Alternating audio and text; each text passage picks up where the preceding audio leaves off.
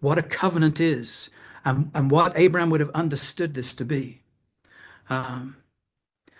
So I've mentioned that these animals were cut in half and they were kind of laid out side by side.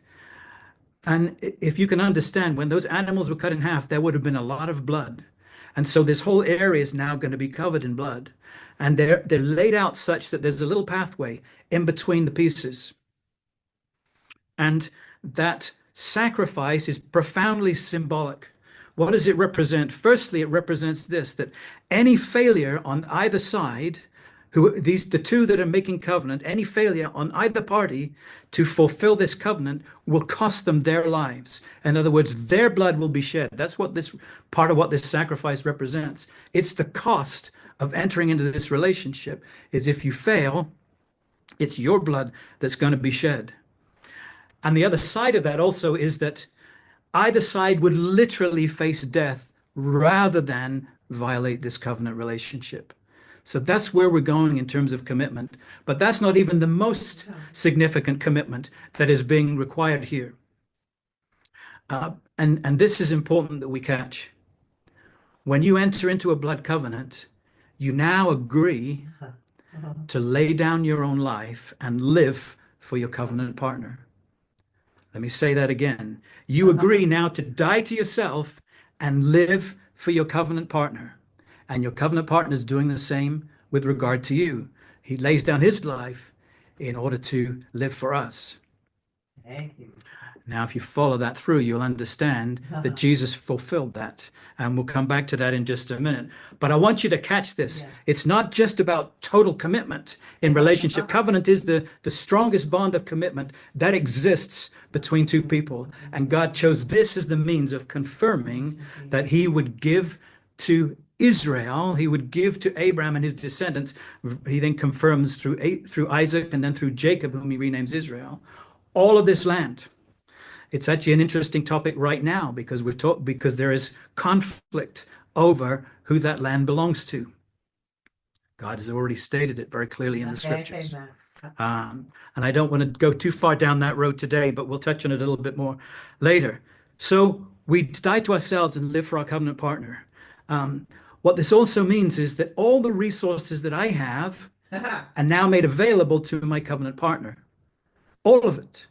If it's within my power to do it, I'll do it. And my covenant partner then says to me, all the resources that he has are now made available to me. Now you understand in relationship to, that if we're having a covenant relationship with God, and by the way, this is the same basis on which we have a relationship with God. That's part of why this story is so important to me. When Abram asked the question, how may I know that I will possess what you've promised? It is perhaps the most important answer to prayer in the entire Bible because it defines for us the nature of our relationship with God and his relationship with us. He's promising to die on our behalf. And he's inviting us to that same level of commitment. So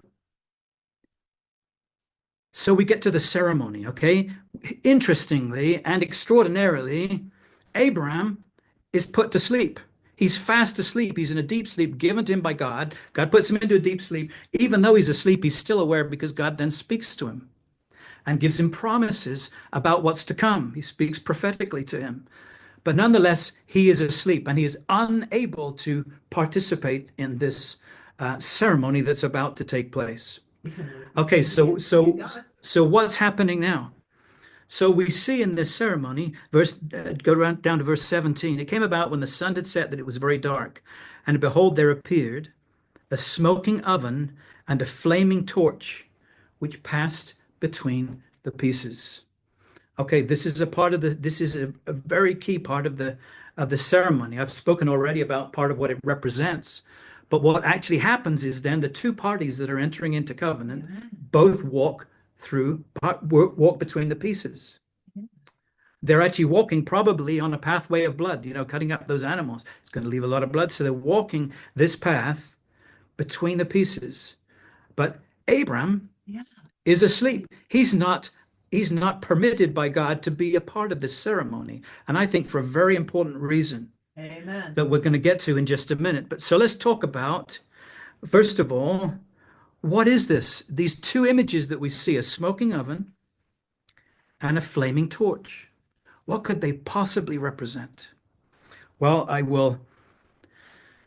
I'll tell you, we don't have time to go there, but in Exodus 19, the children of Israel are in the desert and they come to Mount Sinai, and the glory of God descends on Mount Sinai. And what is described there in Exodus 19 and verse 18, they see this fire on the mountain like an oven or a furnace with the smoke going up to heaven. That's what they see. And now I can't prove this to you, but so go search the scriptures and find this out for yourself. But I suggest to you that that represents the presence of the Father. The smoking oven is the presence of the Father coming down on Mount Sinai. So that's how I see the smoking oven. Let's talk about the flaming torch for a minute. And in order to explain that, I need to go to Isaiah 62.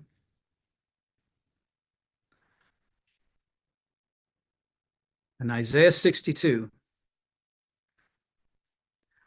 I just want to read the first verse. For Zion's sake, I will not keep silent, and for Jerusalem's sake, I will not keep quiet, until her righteousness goes forth like brightness, and her salvation like a torch that is burning. Well,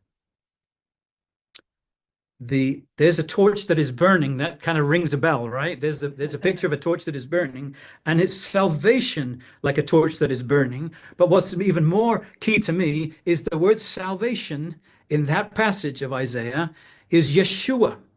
You know, Yeshua means salvation. So what he's saying here is until her righteousness goes forth like brightness and her Yeshua like a torch that is burning. I believe that the burning torch is a representation of Yeshua. So think about this for a minute. The Father and the Son. Yeah. The Father and Yeshua the Son, Jesus, are passing between the pieces. Why is that so significant? And why is Abraham unable to even participate in this ceremony? If you understand what's taking place in this ceremony and the commitment and the level of commitment that's taking place, it will become apparent why Abraham wasn't able to be a part of this, or Abram at that time wasn't able to be a part of it. What's going on is that whoever walks between those pieces now becomes subject to the judgments that are invoked in this covenant relationship. Remember what I said, if you walk through these pieces and it represents your blood, if you fail to keep this covenant, it's your blood that will be shed. That's the symbol here. It's one of the symbols here. And now, if Abraham was to walk between the pieces with God the Father, it means that if and when Abraham would fail and his descendants, and we know the story, right? We've read the Bible, so we know that there are many times when they fail.